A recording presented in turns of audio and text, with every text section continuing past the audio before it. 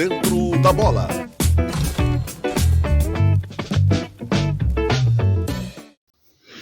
Bom dia, boa tarde, boa noite, Miguel Brambila. Bom dia, boa tarde, boa noite aos internautas, ao pessoal da Rádio Sabe Caxias e também aos telespectadores do Canal 14.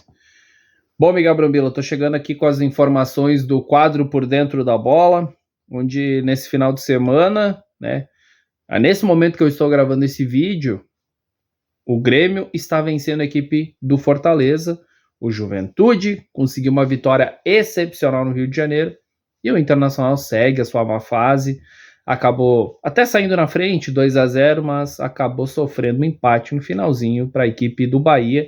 O Bahia, que é uma equipe que está lá nas primeiras colocações, está na 5ª colocação, hoje seria um dos postulantes à vaga direta na Copa Libertadores da América, e a equipe do Internacional está lá atrás na tabela.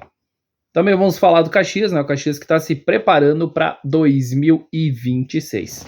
Essas são algumas informações que a gente vai passar para a nossa audiência no quadro Por Dentro da Bola, Miguel Brambila. Começando, obviamente, pelo Sport Clube Juventude, que conseguiu uma vitória daquelas, assim, que realmente, como diz o próprio torcedor em suas redes sociais, me ajuda a me iludir, Juventude. O Juventude que nos últimos 6 pontos conquistou 6 pontos. Importantíssimo. Isso quer dizer que a vida do Juventude está fácil, Miguel, quem nos acompanha? Não está fácil. Na minha opinião, ela segue da mesma forma. É uma missão muito árdua do técnico do Juventude, mas está dando sim uma esperança, porque o Juventude hoje está com 32 pontos na 18ª colocação, e o Vitória, que é o primeiro fora da zona do rebaixamento, na 16ª, está com 35. Então está próximo. O Juventude hoje e está muito próximo de sair da zona do rebaixamento. O Juventude já esteve 8 pontos de sair da zona do rebaixamento. Hoje o Juventude está 3. Então está muito viável, até eu diria, essa permanência do Juventude. E me parece, Miguel, e quem nos acompanha, que o técnico Thiago Carpini acabou encontrando a sua forma de jogar, a formatação tática, eu diria mesmo, porque desde o jogo, principalmente do Palmeiras contra o Fluminense, o Juventude até não fez uma má partida, mas na minha opinião principalmente o Palmeiras, e aí nós estamos falando do Palmeiras, a gente está falando de qualquer time, um time que possivelmente vá ser o campeão da Libertadores, ou vá brigar pelo título, enfim, junto com o Flamengo, nas duas competições, seja no Brasileiro, seja na Copa Libertadores, Eu até venho falando, Miguel, nas nossas transmissões, que o Brasil está me lembrando praticamente a La Liga, que é o campeonato espanhol, onde antigamente quem disputava principalmente o título da La Liga era Barcelona e Real Madrid. Então o Brasil está virando um Palmeiras e Flamengo. Isso é meio complicado, porque são dois grandes times, mas o Brasil deveria ter mais postulantes ao título. E hoje, na minha opinião, não tem, Tanto é que os dois, neste momento que eu estou gravando o vídeo, Miguel, os dois, tanto o Flamengo quanto o Palmeiras, estão com 68 pontos, porque o Palmeiras está perdendo para o Mirassol e o Flamengo venceu a equipe do Santos no Maracanã por 3-2. Saiu um 3-0 e acabou tomando 2 gols. O Neymar até saiu muito brabo, questionando o treinador da equipe santista o porquê que ele foi retirado. Mas o Juventude, então, como eu estava falando, o Juventude, Miguel Brambila, ele me parece que encontrou a sua formatação tática, encontrou as peças que, como a gente se diz, possam ser encaixadas, e, na minha opinião, uma das principais questões relacionadas aí é a forma como o Nenê vem jogando. O Nenê é um atleta que ele não pode ficar correndo como um lateral, ele tem que organizar, essa equipe tem que estar mais próximo do atacante, e é isso.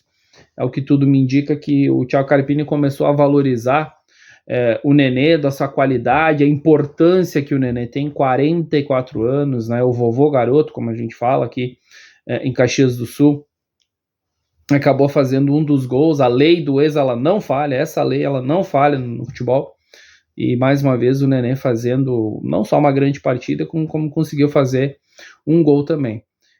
Falando em si da partida, como é que foi, Miguel? No primeiro tempo, o Vasco, até por estar jogando em casa, São Januário com mais de 20 mil pessoas, completamente lotado, era um jogo que a equipe do Vasco, tanto a sua direção, o torcedor e mesmo o técnico Fernando Diniz, apostavam muito de que seria o jogo para que o Vasco pudesse entrar de vez na briga para a Copa Libertadores. Com essa derrota, o Vasco ficou um pouquinho mais distante, né? Se afastou um pouquinho dessa condição de Copa Libertadores, mas tem uma semifinal de Copa do Brasil que ainda lhe dá, quem sabe, esse possível sonho de chegar a uma final de Copa do Brasil e, consequentemente, buscar o título da Copa do Brasil e, por consequência, chegar à Copa Libertadores da América. O Juventude teve muitas dificuldades, né? Principalmente até antes mesmo de tomar o gol. É bom lembrar que o Juventude venceu por 3-1, mas foi de virada, né? Então, o primeiro gol da equipe do Vasco foi numa troca de passes e num cruzamento do lado esquerdo. O atleta da equipe do Vasco acabou cabeceando, né? E o Juventude acabou sofrendo por conta do próprio goleiro do Juventude, o Jandrei. Ele acabou espalmando para dentro, a bola não estufou a rede, como a gente diz, mas ela ultrapassou a linha, né? E a equipe do Vasco acabou saindo na frente, e antes mesmo do gol, na minha opinião, a equipe do Vasco era melhor que a equipe do Juventude. É melhor em termos até, digamos assim, em termos de posse de bola, mas o Juventude vem se sustentando muito bem, até mesmo, como eu disse, pelos 3 zagueiros.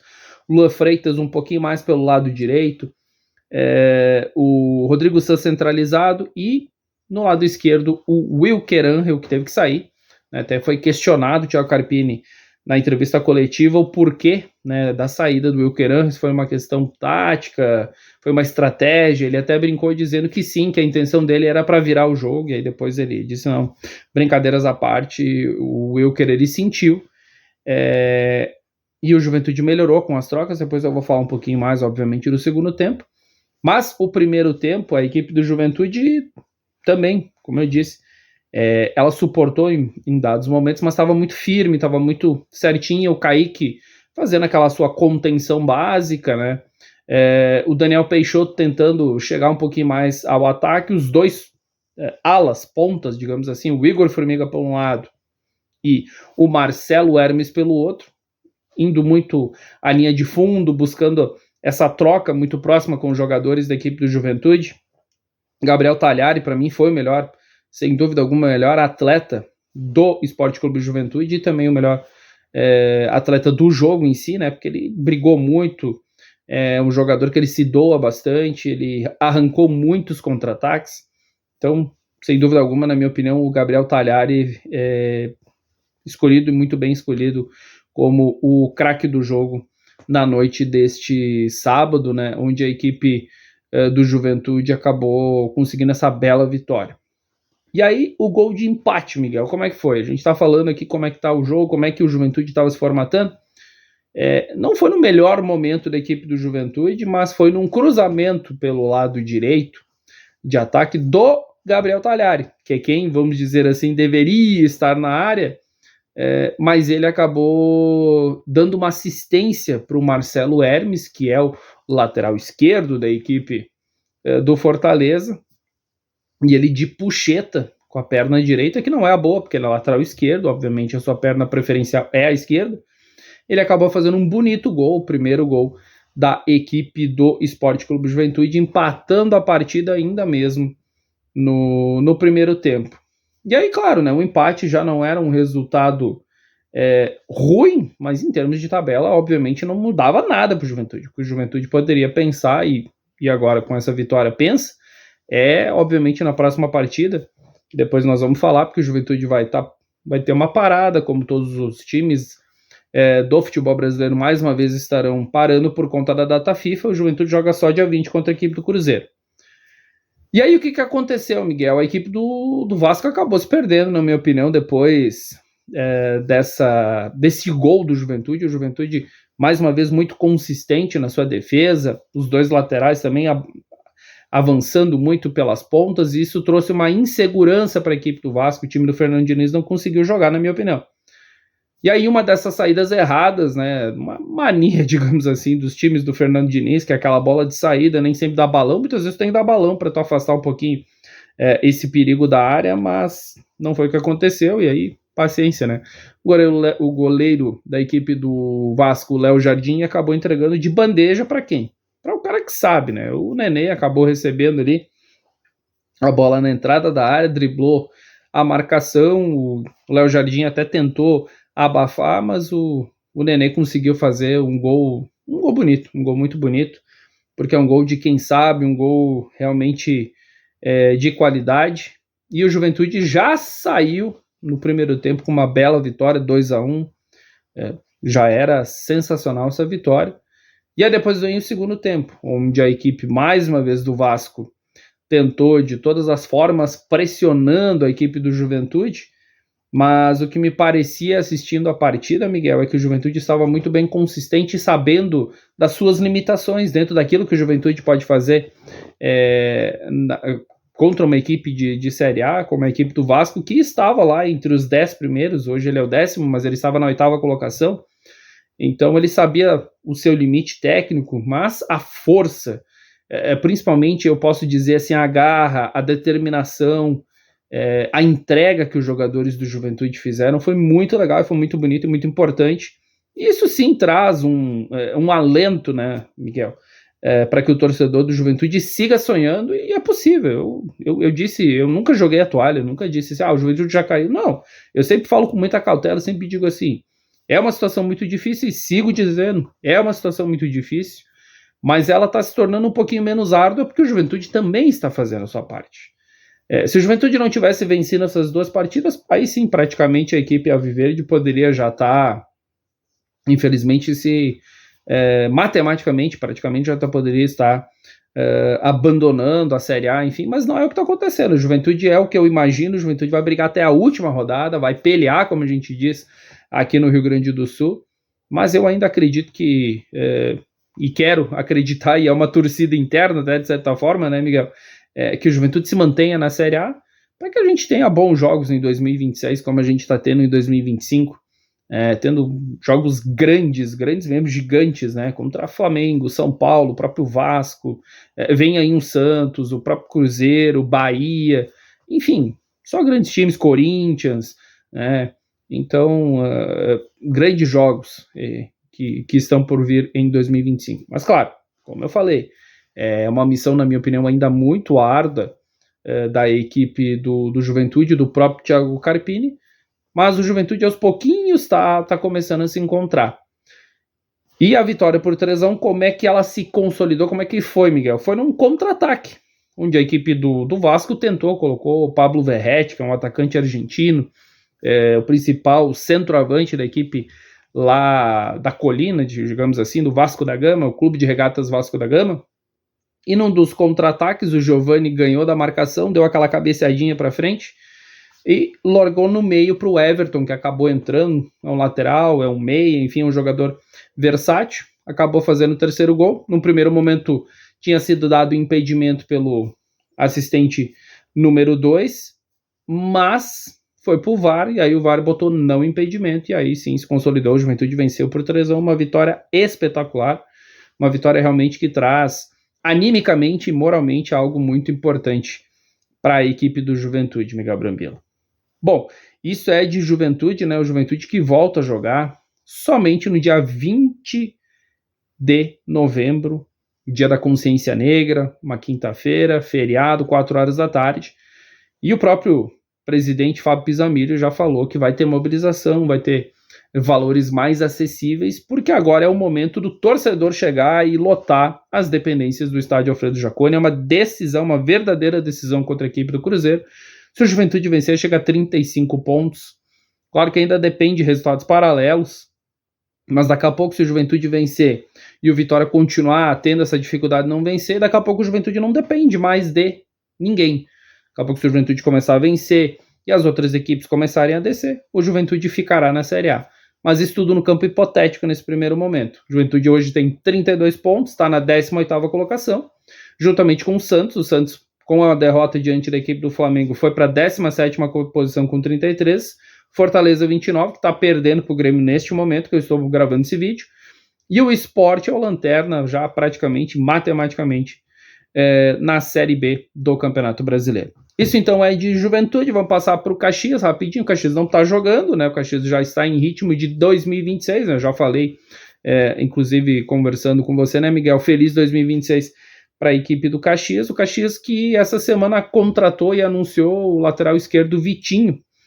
Vitinho, 24 anos, um lateral bastante ofensivo, ele pode jogar até mesmo como um ponta esquerda, mais ofensivo do que propriamente um lateral daqueles, digamos assim, mais defensivo. Então, é uma aposta que o Caxias, pelo menos a nova direção, através do próprio treinador Fernando Marchiori, o executivo de futebol da equipe do Caxias, o Léo Franco, o gerente de futebol, o João Correia, e também o vice de futebol, o Chiquinho Corsetti, que é o departamento de futebol da equipe do Caxias, apostam nesse atleta, e já foi anunciado, né, nas redes sociais essa semana, o lateral esquerdo Vitinho, 24 anos, que estava no Guarani de São Paulo. Tem 2 atletas que o Caxias está monitorando, né? Já tem um pré-contrato assinado, com o zagueiro Whindersson, que tem 31 anos, estava no ABC de Natal, mas ele já passou principalmente pelo Ipiranga aqui no Rio Grande do Sul, então o Caxias também já aposta nesse atleta para 2026. 2 atletas que o Caxias monitora, não tem nenhuma proposta nesse momento, mas o Caxias está em busca desses 2 atletas. Um deles é o Gustavo Nicola, 27 anos, que está no Paysandu que já está rebaixado, vai jogar a Série C, então será um dos adversários da equipe do Caxias em 2026, na Série C do Campeonato Brasileiro. E o outro também é do Paysandu, o centroavante Denilson, que disputou a Série C no ano de 2024 pelo Atlético, subiu com a equipe mineira e agora acabou sendo rebaixado com a equipe do Paysandu. Isso então de Caxias, né, Miguel? Um pouquinho, obviamente, menos do que a equipe do Juventude. Juventude está brigando ainda por muita coisa na Série A do Campeonato Brasileiro. A gente tem como analisar bastante a equipe Alviverde por conta de estar jogando e estar brigando ainda para ficar na Série A do Campeonato Brasileiro. O Caxias não está de férias. O Caxias está nos bastidores, né, buscando novos jogadores, porque o Caxias vai ter que reformular muito, né? São em torno de 10 ou 11 jogadores remanescentes, inclusive o Caxias está tentando algumas renovações. Pedro Cuiabá é uma delas, mas está muito difícil. Já tem um pré-contrato assinado com o Criciúma e possivelmente jogará ou uma Série A ou uma Série B, porque o Criciúma ainda está indefinido em qual divisão estará. Isso é de dupla Caju, dupla Granal rapidinho, né? Como tu mesmo fala, em ritmo de aterrissagem. Estou assistindo neste momento, o Grêmio está vencendo, agora 12 minutos do segundo tempo, a equipe do Grêmio está vencendo a equipe do Fortaleza, neste momento que eu estou gravando o vídeo, Miguel Brambila. O Grêmio hoje é o 14º com 42 pontos, né? Tem vários times com 42 pontos, tem o Vasco, tem o Bragantino, tem o Ceará, Corinthians e o Grêmio. Essa vitória importantíssima para a equipe para a equipe do Grêmio, que está se mantendo na faixa ali da Sul-Americana, né? E o Internacional hoje é o 15º, hoje nem Grêmio, nem Internacional estaria indo nem para a Sul-Americana, e isso não é bom para a dupla Caju, porque ou o Grêmio ou o Internacional indo para a Copa Sul-Americana, neste momento, nenhum da dupla Caju, nem Caxias nem Juventude estaria disputando a Copa Sul-Sudeste, que vai ser disputada no ano que vem. Neste momento, a dupla Grenal que estaria indo, porque eles foram os finalistas do Campeonato Gaúcho. Então, a torcida para o Caxias e a torcida para o Juventude é que Grêmio e Internacional consigam essa vaga na Sul-Americana e aí a dupla Caju possa disputar a Copa Sul-Sudeste. Falando do Internacional, como eu disse, o Internacional estava vencendo por 2-0 a equipe do Bahia, mas sofreu um empate no finalzinho e infelizmente o Internacional segue a sua má fase lá com o técnico Ramon Dias. O Internacional tem que ficar mais de olho, na minha opinião, na Série B do que propriamente na Sul-Americana. Eu estou falando em Sul-Americana porque eu quero que tanto Caxias quanto Juventude disputem a Copa Sul-Sudeste, mas neste momento, Miguel Brambila, acredito que só um vai disputar a Copa Sul-Sudeste, que seria mesmo o Juventude, porque eu não sei se Grêmio e Internacional disputam a Sul-Americana ou, neste momento, acredito não mais fácil, mas eu acredito que o Grêmio tem um pouquinho mais de condição do que propriamente o Internacional. O Internacional vai brigar para não cair, né? O Internacional briga para não cair e a diferença entre os dois hoje ela é considerável, é 5 pontos. O Grêmio tem 42 e o Internacional tem 37. É isso então, Miguel Brambila. Um abraço para você, uma ótima semana. A gente se vê numa próxima edição do quadro Por Dentro da Bola. Com informações aqui do esporte, Jocelito Santos. Um ótimo programa, um abração, Miguel.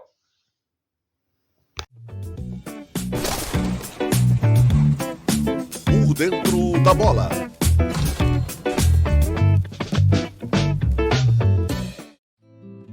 Quando eu não puder pisar mais na avenida, quando as minhas pernas não puderem aguentar. Se já não dá mais para entrar na avenida, venha para CPR Rodas e Pneus. Comércio de rodas e pneus novos e usados. Consertos de rodas em geral. Entre na avenida brilhando. CPR Rodas e Pneus. E não deixe o samba morrer, não deixe o samba acabar. O morro foi feito de samba pra gente sambar. Quando eu não puder pisar mais na avenida, quando as minhas pernas não puderem aguentar. Se já não dá mais para entrar na avenida, venha para CPR Rodas e Pneus. Comércio de rodas e pneus novos e usados. Consertos de rodas em geral. Entre na avenida brilhando. CPR Rodas e Pneus. E não deixe o samba morrer, não deixe o samba acabar. O morro foi feito de samba pra gente sambar.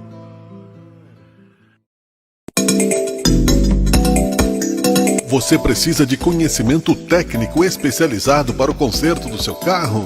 Mecânica Tecnicar, limpeza de bicos, diagnóstico computadorizado, injeção eletrônica, mecânica multimarcas.